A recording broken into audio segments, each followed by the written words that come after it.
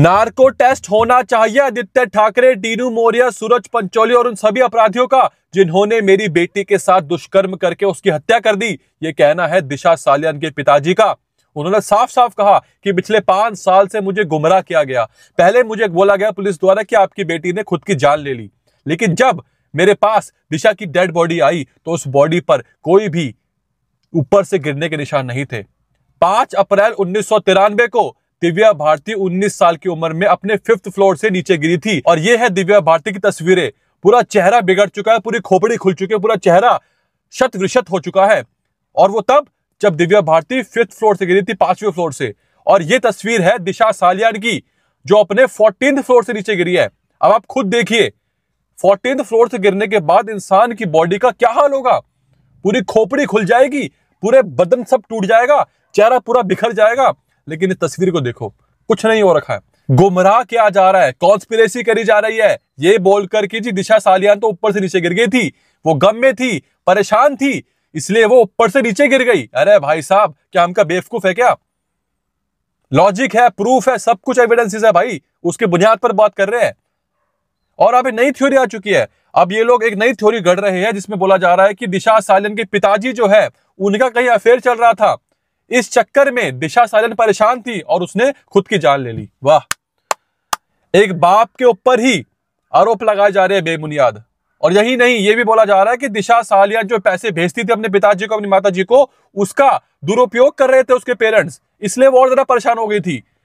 यार, देश को डाइवर्ट करने के लिए, एक नया एंगल डालने के लिए इन्होंने दिशा सालियान के पिताजी को ही गुनहगार बता दिया। लेकिन दिशा सालियान के पिताजी ने साफ साफ बोला है कि मैं अब चुप नहीं बैठूंगा।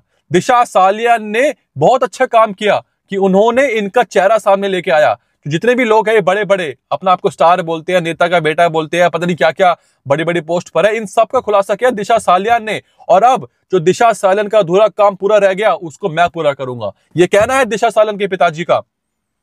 और उन्होंने मांग करी है कि सीबीआई जांच बैठनी चाहिए दिशा सालियान केस के ऊपर।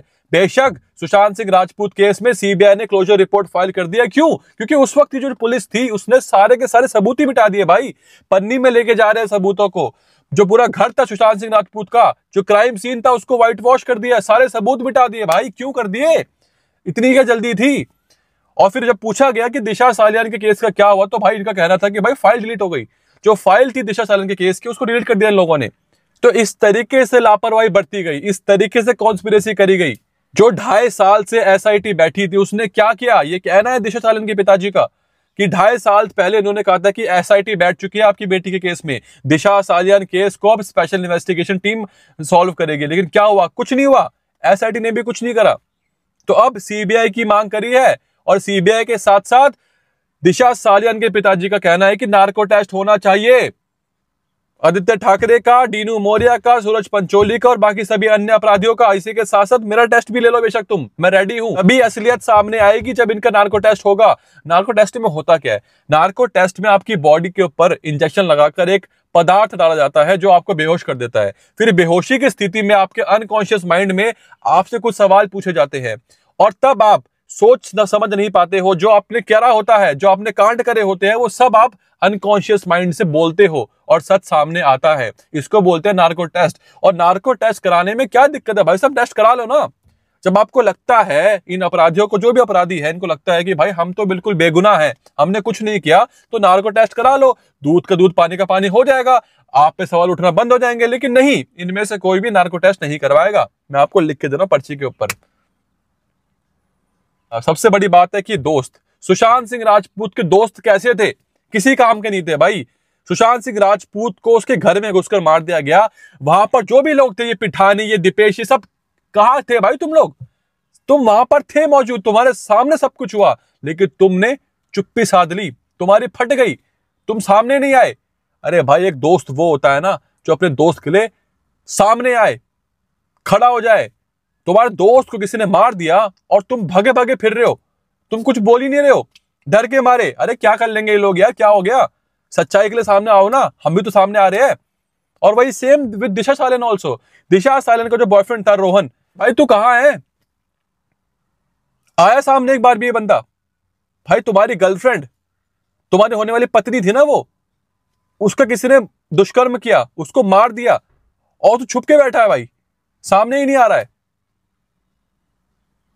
लड़कियों, बॉयफ्रेंड ऐसा बनाओ, पार्टनर ऐसा बनाओ जो तुम्हारे लिए स्टैंड ले। ये नहीं कि तुम्हें छोड़कर भाग जाए, तुम पे कुछ हो गया तो छोड़ के भाग जाए तुम्हें, जैसे ये बंदा है।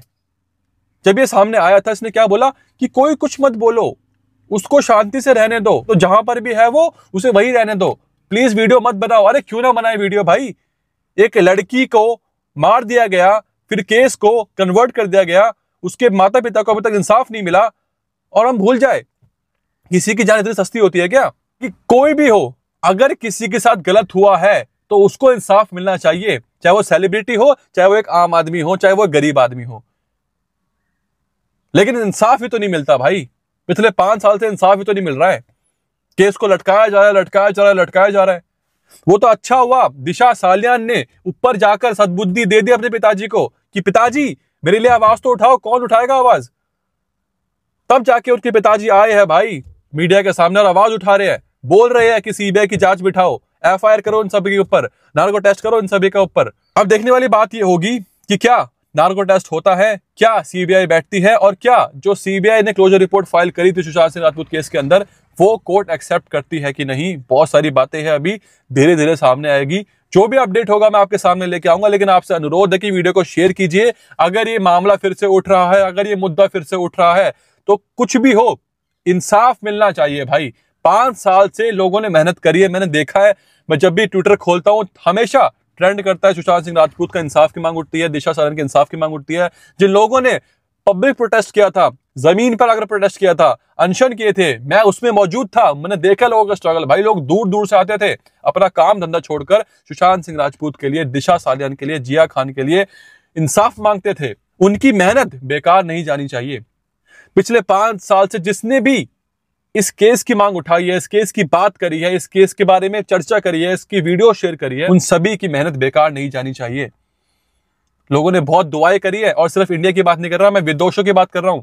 विदेशों से भाई साहब सुशांत सिंह राजपूत के इंसाफ की मांग उठती है आज भी, चाहे वो कोई भी कंट्री हो, एशिया के बाहर, हर जगह। तो सब चाहते हैं कि भाई कि इंडिया में क्या इंसाफ मिलता है, क्या भारत में अभी भी इंसाफ मिलता है लोगों को? ये लोग जानना चाहते हैं भाई कि पिछले 5 साल से जो केस चल रहा है, उस केस में क्या हुआ, कहां दिक्कत आ गई, क्यों नहीं मिल रहा इंसाफ? जब सब कुछ क्रिस्टल क्लियर है तो क्यों नहीं बातें सामने आ रही है, क्यों नहीं अपराधी पकड़े जा रहे हैं? आपकी जो भी राय हो मुझे कमेंट बॉक्स में बताइए। तब तक के लिए आप सभी का धन्यवाद।